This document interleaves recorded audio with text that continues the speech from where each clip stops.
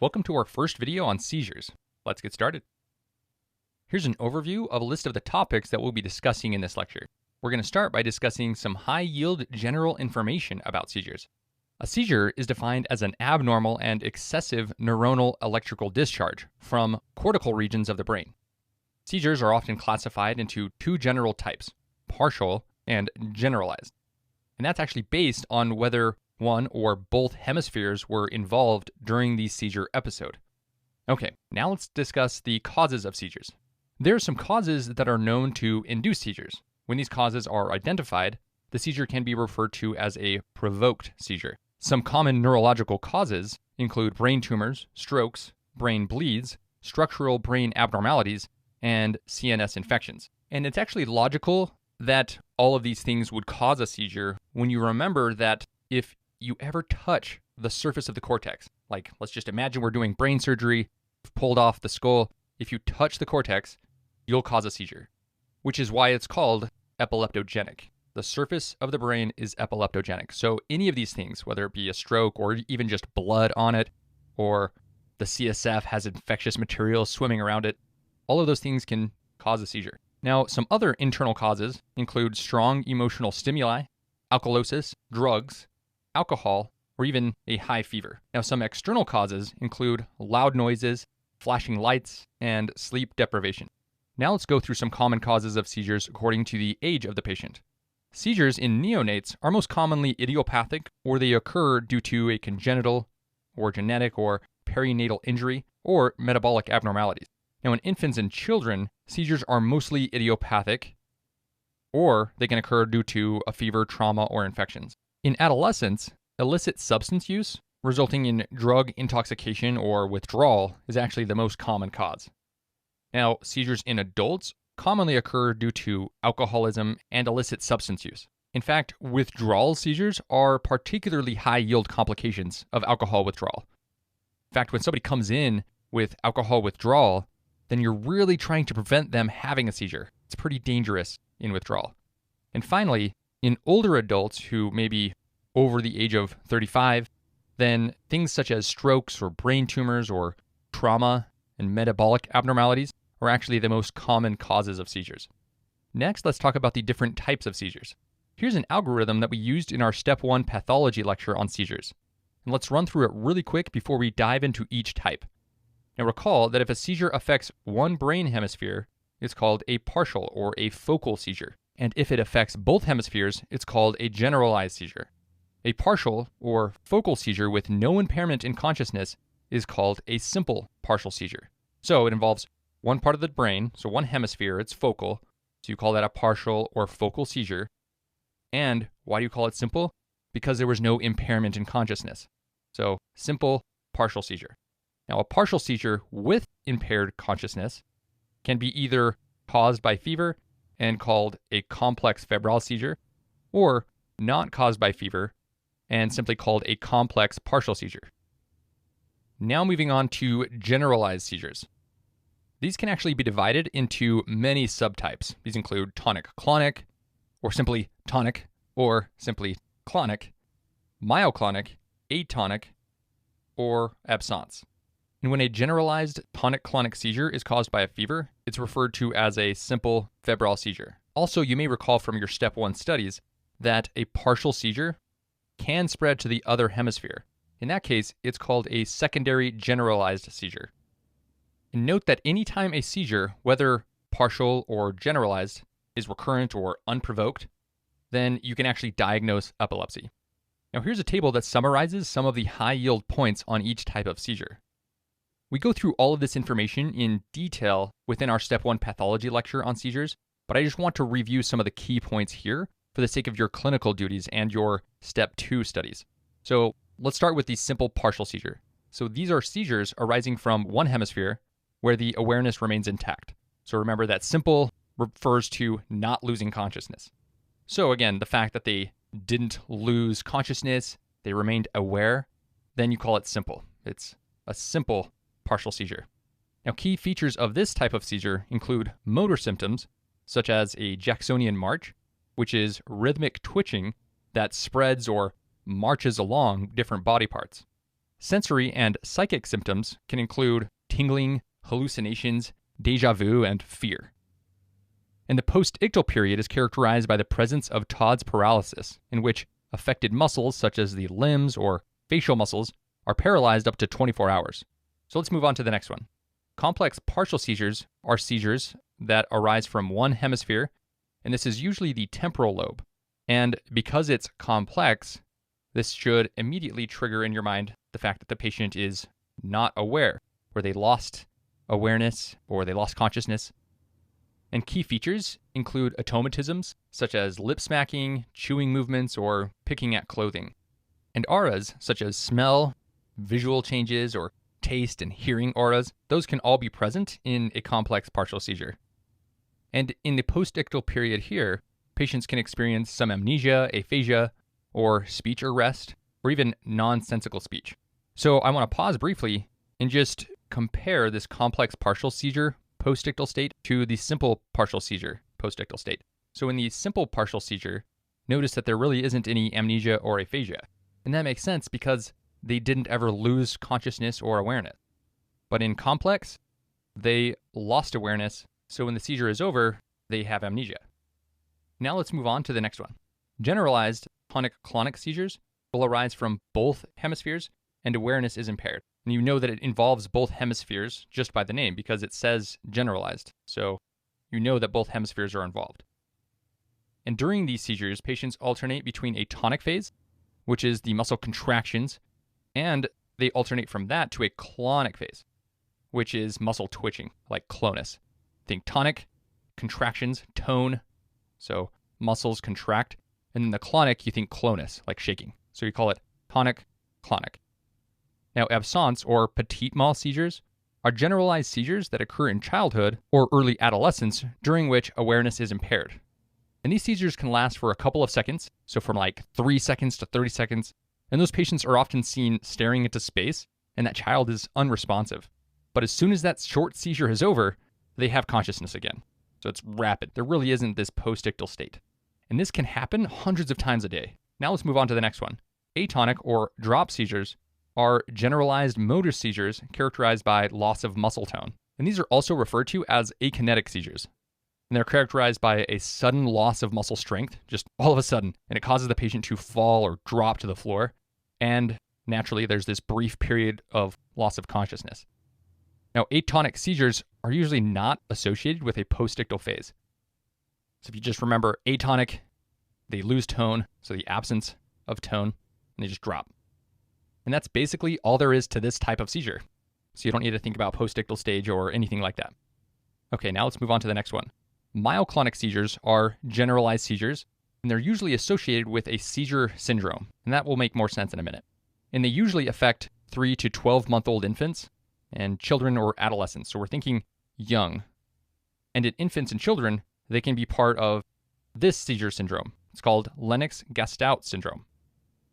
Or these myoclonic seizures can just cause infantile spasms. In adolescents, a syndrome causing myoclonic epilepsy is juvenile myoclonic epilepsy. Now, myoclonic seizures are characterized with sudden jerks with the muscle twitching and a brief loss of consciousness with no postictal phase. So basically what you need to remember from a myoclonic seizure is that it just happens in young kids and that it has clonus because there's that muscle twitching because it's a myoclonic seizure. So muscle clonus. Finally, febrile seizures are triggered by high-grade fevers of more than 38 degrees Celsius, and they most commonly occur in children of 6 months of age up to 5 years of age.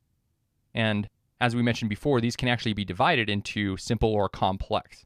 A simple febrile seizure can happen for a few seconds, but it can last up to 15 minutes. And usually, they don't recur. On the other hand, a complex febrile seizure can occur for more than 15 minutes and can recur within 24 hours of the first seizure.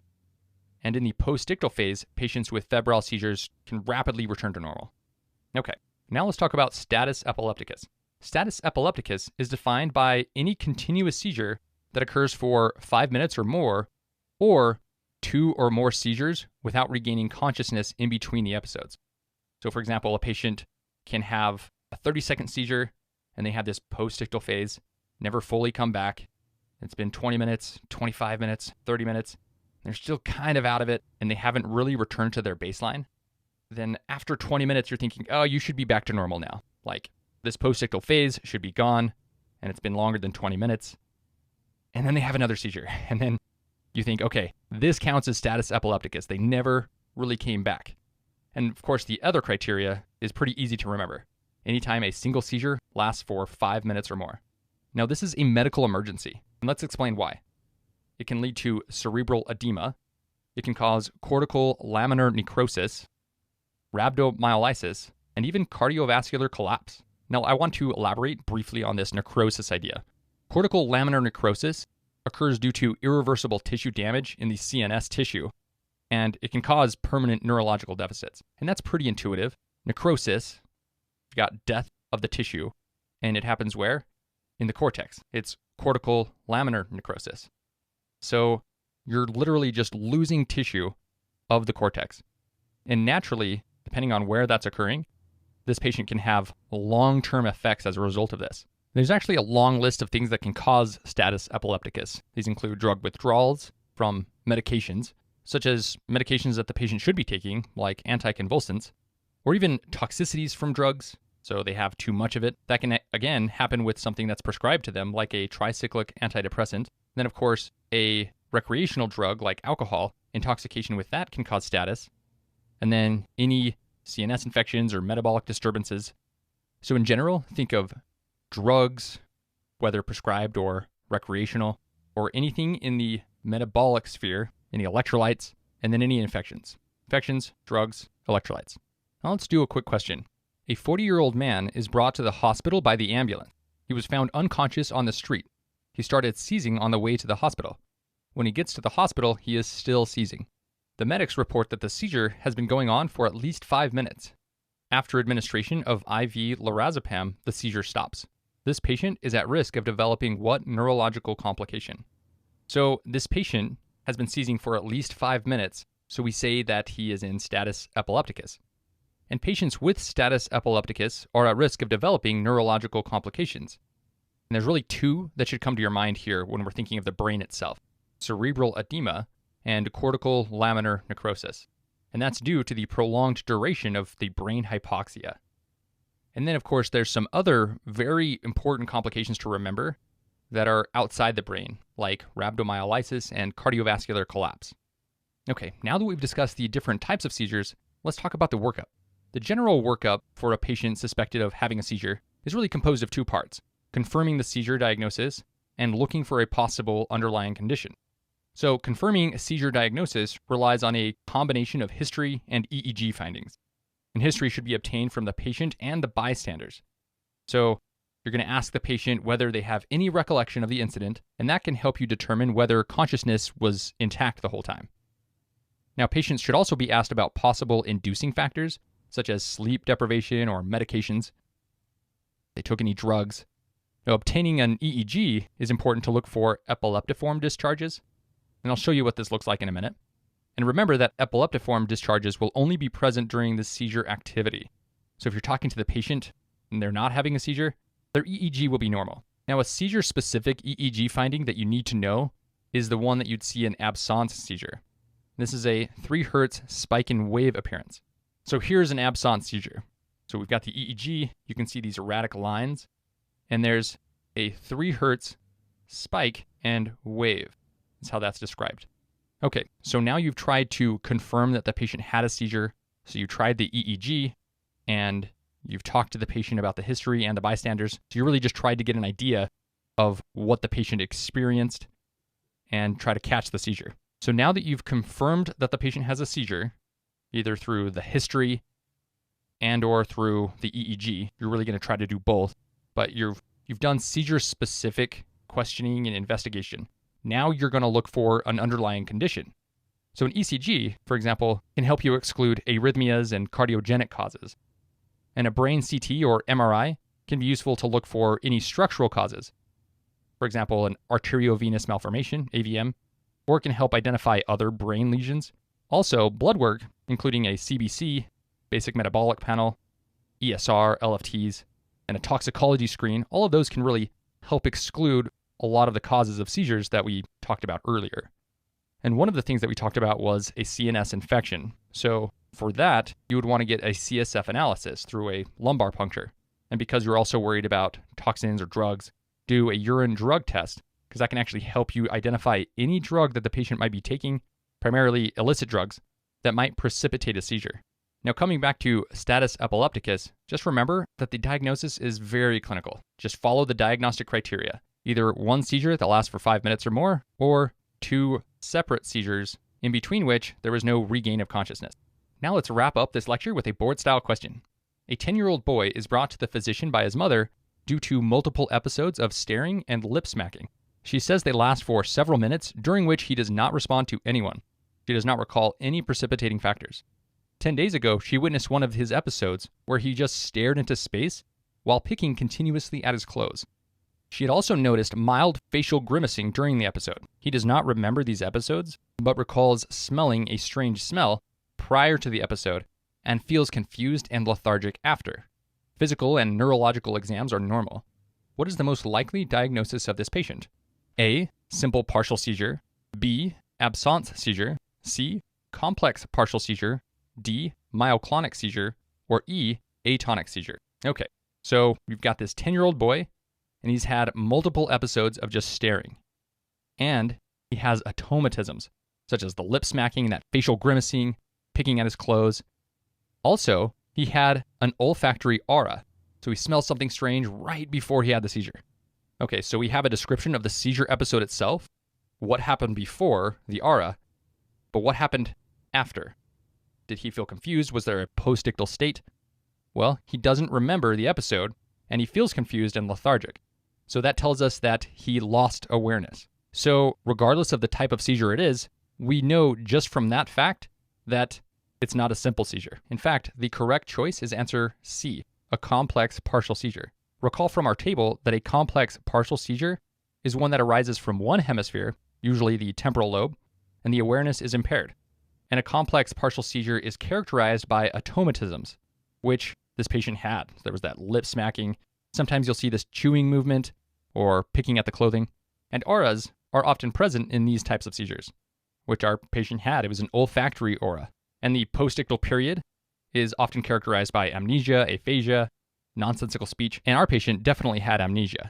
Now let's see why the other answer choices are incorrect. So option choice A, simple partial seizure, is wrong because even though the patients can present with auras with a simple partial seizure, they don't lose their consciousness. Remember, simple means they didn't lose awareness or consciousness. Option choice B, absence seizure, is incorrect because these episodes last for a few seconds and not several minutes like we see in this patient. And absence seizures also lack that postictal phase. And those patients usually don't experience any confusion or lethargy afterwards. Now, option choice D is incorrect because myoclonic seizures are characterized by brief jerking movements, and we didn't see any of that in this patient. He really just had those automatisms.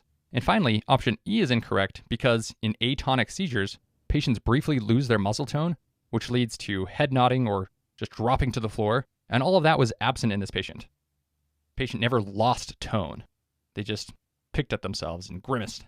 The correct answer is answer choice C, a complex partial seizure. And that concludes this section.